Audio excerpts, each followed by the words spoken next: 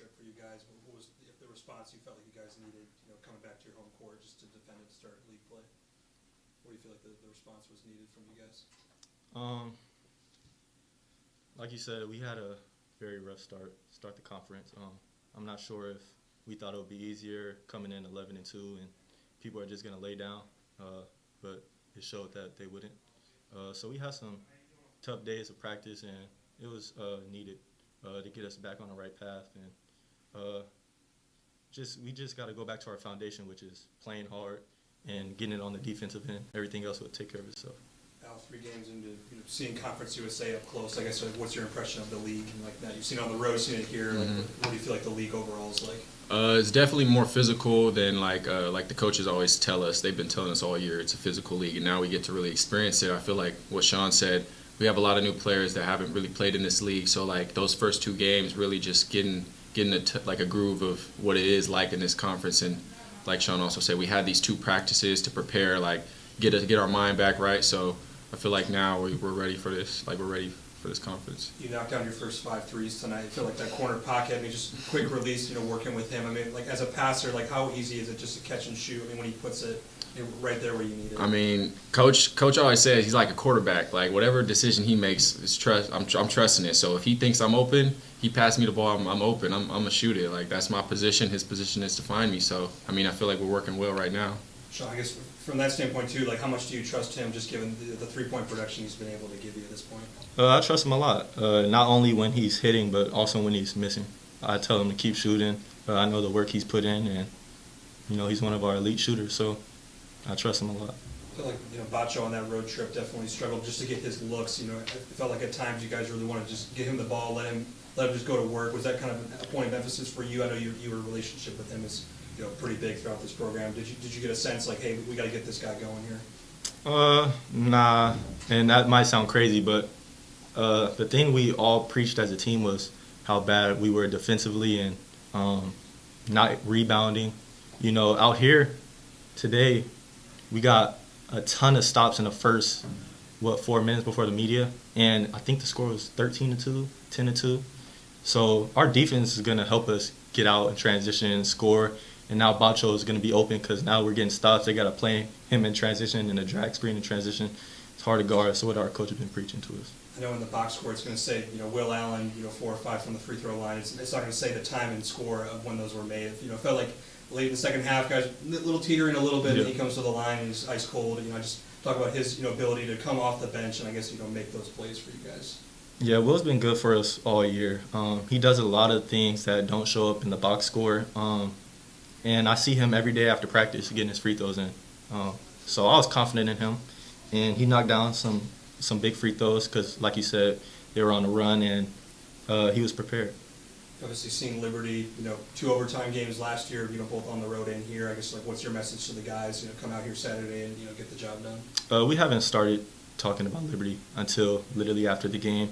But we know it's going to be a tough game, so we'll dive into that later today and tomorrow. Appreciate it, guys. Thank you. First. Oh, this your first one? That's my first one. I'm nervous.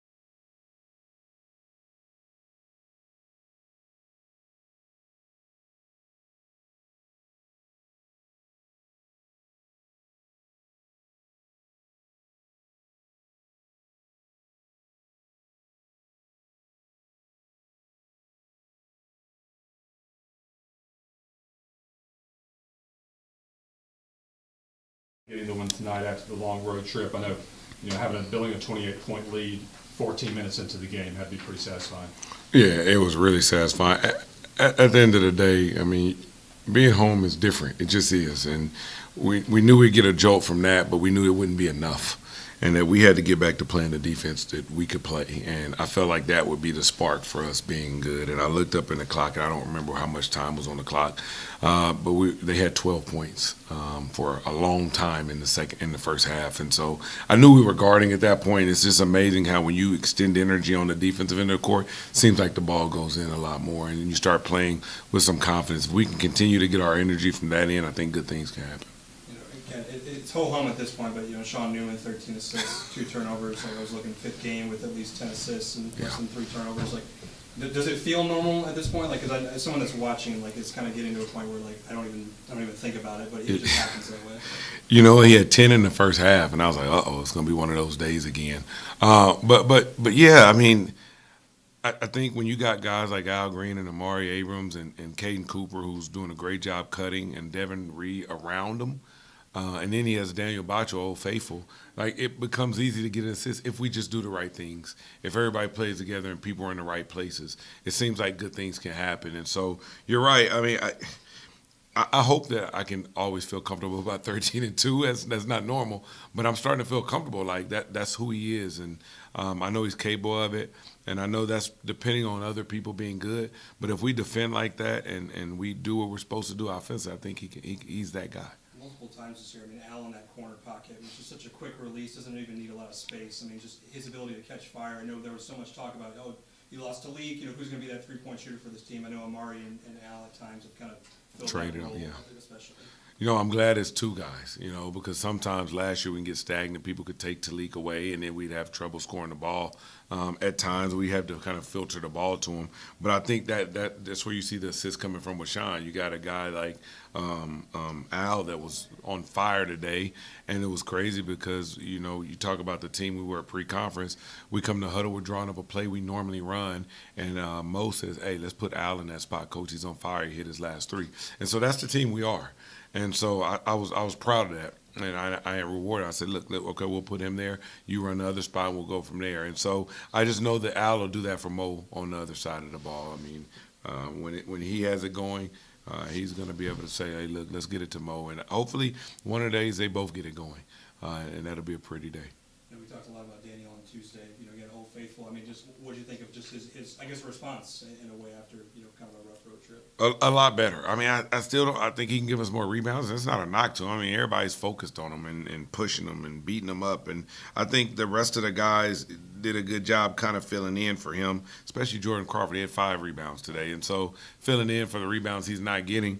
But he's 7 for 8 from the field. Like I was shocked he missed 3 free throws today. That would have gave him 19 points, And so if you got a big guy that can give you 16 and 5, and that's considered just an okay day with 2 blocks and his energy level's right, it gives us a chance to win. It seemed like the team settled for a lot of threes on that road trip. They shot 64 threes in 2 games. It seemed like today, though, you got back to who you were getting into the paint. Was that a big emphasis? Yes. To try to get some more paint points? Yes. Well, we just said there's too many threes. And to shoot a 3, we need to go inside out. And inside out doesn't mean just a post feed. It means off the bounce, too. And so Sean was getting in the paint. Jordan was getting in the paint. We got easy kickouts because teams do a good job of protecting the paint. So we were getting 10-toe to the rim, shoulder square 3-point shots today. And I thought 18 was the perfect amount. I mean, I didn't think we shot too many. And with Bacho going 7 for 8, I felt like that's what allowed us to do that. So, I mean, if they weren't giving up those threes, hopefully they would have been giving up more paint points to Bacho. I know it's going to read Will Allen 4 points, but, again, I feel like it was a little bit teetering there in those final 10 minutes, and then he, iced up the line. I guess just talk about his ability. He doesn't see a lot of minutes on the floor usually, but, his ability to stay locked in at that point. He was golden today. Bacho was in foul trouble. He came in and just anchored us. I had a good block down there in the second half, made 4 tough free throws in the balance when the game looked like they were kind of making a run. They hit a couple threes. I'm just proud. He's growing every day. And you can't quantify what he does on the stat sheet a lot of the times. When you talk about Will, you talk about somebody who embodies the culture of your program every day. He's an everyday guy. And so I just think that his best days are ahead of him, and we're real proud of him. Liberty comes to town. just with their uniqueness and style, just being able to turn around 2 days later, play a team like that, and just trying to explain to the new guys just the type of style that they play. They're so unique. How difficult is it going to be to try and prepare in 2 days for them? Explaining to them will be very difficult because you don't, until you see it, you don't understand how hard it is. It's everything that's unnatural to what people know as basketball as fans. It's guard setting screens for bigs. It's guard setting screens for guards, ghosting out of them. It's chaotic to guard. It's people cutting before the ball comes, and they've perfected their system. And so we got to be locked in and smart, but more important, we got to guard the ball one-on-one. We got to keep them from getting in the paint. And then when they do get in the paint, we got to contest all their shots.